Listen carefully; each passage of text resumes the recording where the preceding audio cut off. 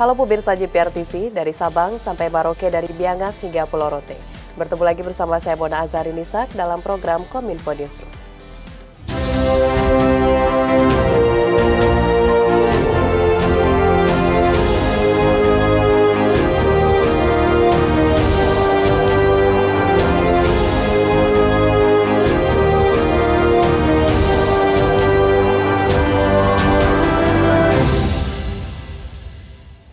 Pemirsa, kita ke informasi pertama. Indonesia kembali menjalankan kepemimpinan internasional dengan memegang keketuaan ASEAN tahun 2023. Direktur Jenderal Informasi dan Komunikasi Publik Kementerian Kominfo Usman Kansong menyatakan, Kominfo akan memberikan dukungan diseminasi informasi dan fasilitas dalam rangkaian ASEAN Summit 2023.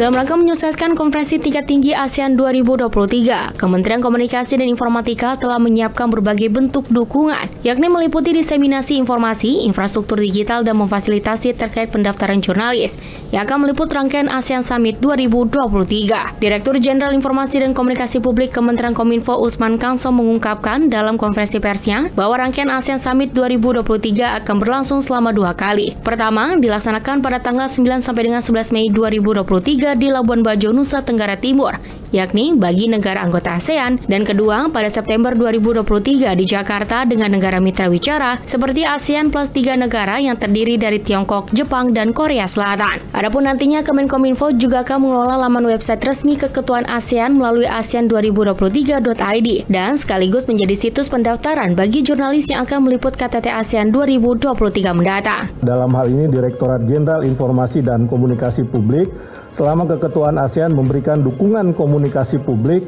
dalam bentuk ekspos di berbagai media, baik cetak, elektronik, media daring, media sosial, media tatap muka, dan media luar ruang.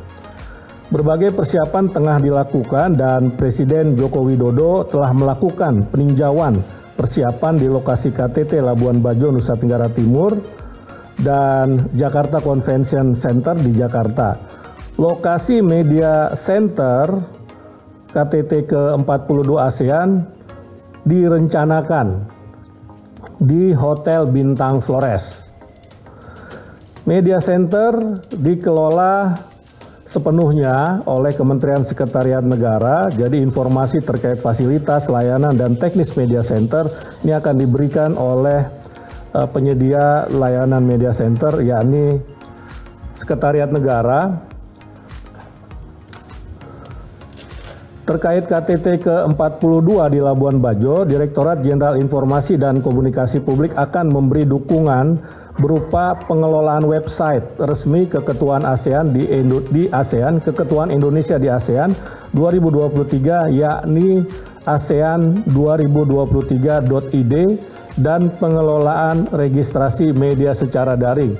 Jadi ini sama dengan registrasi media untuk G20. Pada kesempatan yang sama, Ketua Tim Pusat Monitoring Telekomunikasi Direktorat Pengendalian Ditjen PPI Kementerian Kominfo Indra Apriyadi menyampaikan bahwa pihaknya telah menjamin kelancaran jaringan seluler di seluruh kawasan Labuan Bajo yang diikuti oleh tersedianya jaringan sinyal 4G sekitar 78,12%. Guna memperkuat jaringan telekomunikasi saat KTT ASEAN berlangsung, Kementerian Kominfo bersama dengan penyelenggara telekomunikasi terutama Telkom Group tengah menyediakan BTS Combat dan akan melakukan upgrade untuk ketersediaan BTS existing di Golomori, yakni lokasi KTT dan kawasan Labuan Bajo, yang saat ini masih berjalan dan ditargetkan akan selesai pada Minggu kedua April tahun 2023. Adapun terkait dengan KTT ASEAN, khusus KTT ASEAN 2023 ini, penyelenggara telekomunikasi khususnya Telkom Group sudah melakukan langkah-langkah antisipasi untuk melakukan upgrading ya, dengan penyediaan BTS Combat dengan upgrade terhadap kapasitas BTS existing khususnya di Golomori dan Labuan Bajo, dan juga saat ini dapat Telkom Group melaporkan bahwa sudah 44,7% prosesnya dan ditargetkan selesai pada Minggu kedua April 2023. Bapak Ibu dapat kami juga saya sampaikan bahwa Kominfo saat ini memiliki pusat monitoring telekomunikasi. Kami melakukan pengawasan terhadap quality of service dan aduan masyarakat 24 jam ada di kantor belakang, dan kami pastikan kami akan mengawal khusus terkait dengan event ini.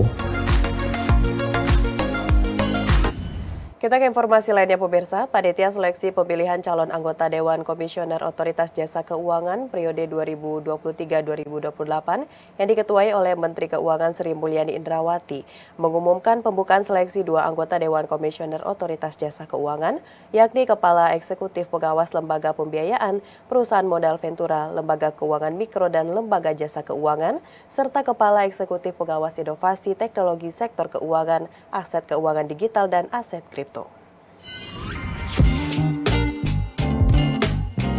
Pada keterangan persnya secara daring dalam kanal YouTube Kementerian Keuangan Republik Indonesia, Menteri Keuangan Sri Mulyani Indrawati mengumumkan pembukaan seleksi untuk anggota non-ex officio Dewan Komisioner OJK sebanyak 2 orang periode 2023-2028. Pendaftaran anggota non-ex officio Dewan Komisioner OJK tersebut dimulai dari tanggal 29 Maret 2023 hingga 14 April 2023. Pemilihan calon anggota Dewan Komisioner OJK ini merupakan amanat Undang-Undang Nomor 21 Tahun 2021 tentang Otoritas Jasa Keuangan dan dalam upaya pengembangan dan penguatan sektor keuangan di Indonesia. Pansel pemilihan calon anggota Dewan Komisioner Otoritas Jasa Keuangan periode 2023-2028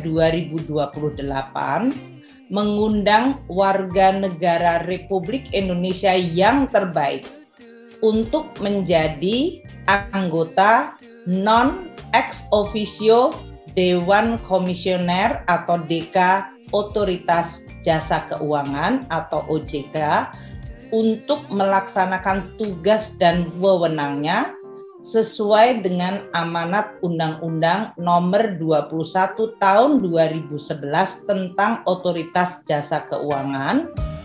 Adapun 2 jabatan yang akan diisi tersebut yakni Kepala Eksekutif Pengawas Lembaga Pembiayaan Perusahaan Modal Ventura, Lembaga Keuangan Mikro dan Lembaga Jasa Keuangan lainnya, merangkup anggota DK OJK. Yang kedua yakni Kepala Eksekutif Pengawas Inovasi Teknologi Sektor Keuangan, Aset Keuangan Digital dan Aset Kripto sekaligus merangkap anggota DK OJK. Sementara itu untuk persyaratan dan informasi tahapan seleksi lebih lanjut dapat dilihat pada laman seleksi dkojk.kemenq.go.id. Dalam seleksi ini panitia tidak memungut biaya apapun dan tidak mengganti biaya apapun selama proses seleksi, serta diminta untuk tidak mempercayai pihak manapun yang menjanjikan keberhasilan dalam seleksi tersebut. Pemerintah akan membangun bandara VIP di Ibu Kota Nusantara, Kalimantan Timur. Menteri Perhubungan Budi Karya Sumadi mengatakan bandara VIP ini berjarak 10 km dari IKN dan akan mulai dibangun pada Mei atau Juni mendatang. Kementerian Perhubungan tengah merancang manajemen lalu lintas dan moda transportasi di Ibu Kota Nusantara. Rancangan ini dilakukan sebagai bentuk dukungan sektor transportasi terhadap rencana pemindahan Ibu Kota Negara ke Kutai Kartanegara dan Penajam Pasir Utara, Provinsi Kalimantan Selatan. Menteri Perhubungan Budi Karya Sumadi mengatakan, pemerintah akan membangun bandara VIP di kawasan Ibu Kota Negara Nusantara yang berjarak sekitar 10 km dari pusat kota. Bandara VIP di IKN itu akan kita bangun. Kami bersama-sama dengan Kementerian PU sudah melakukan satu pembahasan. Kita akan mencari kontraktor yang terbaik dan insya Allah pada bulan Mei atau Juni sudah bisa efektif. Yang lokasinya kira-kira 15 kilo, enggak sampai 10 kilo lah dari IKN. Selain bandara, pemerintah juga berencana mengembangkan moda transportasi lain seperti jalur kereta untuk melengkapi jalan tol. Rencana pembangunan jalur kereta api tersebut rencananya tidak langsung dari bandara menuju IKN, melainkan melewati kota Balikpapan, kemudian keluar Balikpapan dan sejajar dengan tol. Mengingat bahwa nanti populasi di IKN itu cukup lumayan ya, bisa sampai 2 juta ya, sehingga dari bandara, dari Balikpapan menuju IKN itu bukan redundant, tetapi melengkapi apa yang sudah ada jalan tol. Kita membuat juga jalan kereta api. Dan sarana yang akan kita lakukan adalah EGT. EGT adalah jenis kereta api yang menggunakan roda karet seperti yang di Soekarno-Hatta. Dan dia bisa berjalan dengan kapasitas 50 orang. Menhub menambahkan, sejumlah pembangunan infrastruktur transportasi tersebut telah ditawarkan ke investor, salah satunya investor Jepang, India, dan Korea. Pemirsa, pemerintah melalui Menteri Perhubungan Republik Indonesia Budi Karya Sumadi menyampaikan kabar baik terkait cuti bersama tahun 2023. Guna mencegah kemacetan akibat antusiasme mudik masyarakat sangat tinggi, Menteri Perhubungan Budi Karya Sumadi menyatakan cuti bersama Lebaran 2023 dimajukan mulai dari tanggal 19 April 2023.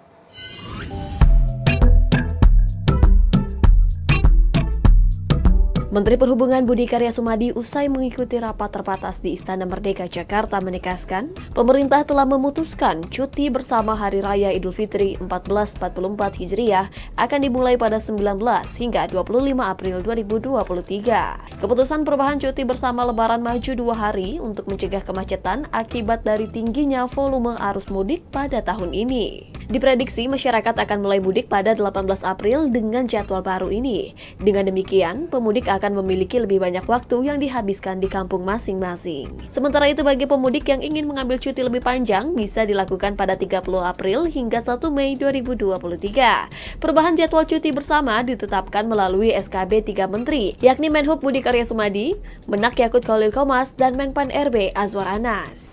Tadi ada keputusan Bapak Presiden berkaitan dengan cuti bersama. Kalau sekarang itu cutinya sesuai dengan SKB 3 Menteri dari tanggal 21 sampai tanggal 26. Kami tadi bersama-sama Kapolri mengusulkan liburnya maju 2 hari. Jadi mulai tanggal 19 sudah libur, 20 sudah libur, tapi masuknya 26. Jadi tambah 1 hari, tapi di depan maju 2 hari. Itu alasannya apa? Karena secara tradisional, keinginan akan mudik ini tinggi sekali. Dengan volume yang banyak, dan kalau dilihat itu tertuju sama hanya tanggal 21, maka terjadi penumpukan yang luar biasa. Nah, sehingga dengan dimajukan itu, pemudik bisa mulai dari tanggal 18 sore, 19, 20, 21. Ada 4 hari mereka mudik. Berkaitan dengan dimajukannya jadwal cuti bersama, Menhub mengimbau agar perusahaan swasta memberikan THR lebih awal. Pemberian THR berkaitan dengan keberangkatan para pemudik. Menhub meminta perusahaan swasta dapat memberi THR pada 18 April 2023. Satu hal yang kita himbau, terutama berkaitan dengan swasta, agar memberikan THR lebih awal. Sehingga pada saat tanggal 18 dipastikan mereka sudah terima THR dan mereka bisa melakukan satu perjalanan mulai 18 malam. Sementara itu pemirsa, Kementerian Perhubungan mulai menyiapkan langkah antisipasi untuk menghadapi lonjakan penumpang dan lalu lintas pergerakan angkutan laut. Hal ini disampaikan juru bicara Kementerian Perhubungan Adita Irawati di Jakarta.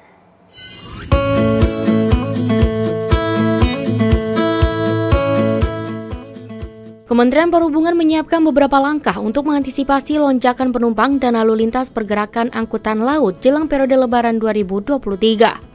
Juru bicara Kemenhub Adita Irawati dalam keterangannya mengatakan, langkah antisipasi yang dilakukan diantaranya menyiapkan armada kapal penumpang di berbagai pelabuhan, kemudian melakukan uji petik atau inspeksi keselamatan pada kapal-kapal yang telah disiapkan untuk memastikan kapal yang beroperasi dalam keadaan laik laut.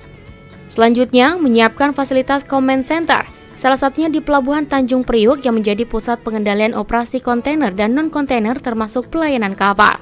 Kemenhub juga terus berupaya mengurai kepadatan di pelabuhan saat Lebaran dengan berkoordinasi dengan PT Pelindo dan stakeholder terkait untuk mengupayakan fasilitas mudik gratis bagi para pekerja dan buruh di lingkungan sekitar Pelabuhan Tanjung Priuk dan Pelabuhan Tanjung Perak dengan menggunakan bus atau kereta api.